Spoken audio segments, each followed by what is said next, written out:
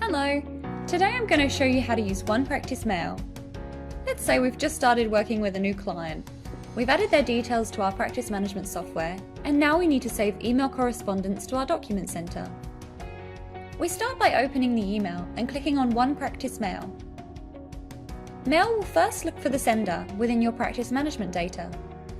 If found, the client will appear in the Save to Client field. You can always change this if they are a contact for multiple entities by selecting the drop-down. By default, the email will be set to save in the client root folder. You can save to subfolders by clicking the subfolder icon. No subfolders? The button will disappear. If subfolders are there, you can navigate to the folder you wish to save to. If your email has attachments, this option will appear. In this section, you can choose to save the attachments, which will save them separately to the email, and choose to only save the attachments. If neither are selected, the attachments will be saved inside the email, so they're still accessible. You can also pick and choose which attachments you'd like to save, and rename them.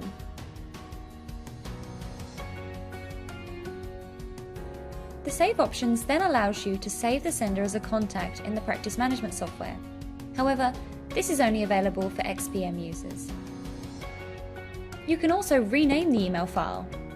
If you don't, the email will be saved under the subject name. Then add metadata. This will be applied to the email and attachments.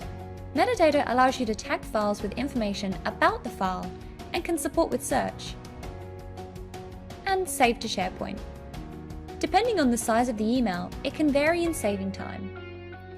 It will first show that the email has been queued for saving. Simply refresh, and a link will appear with the last save location. We can revisit this email in future, and Mail will know that this email has already been saved, as the Open Last Save Location link will always appear.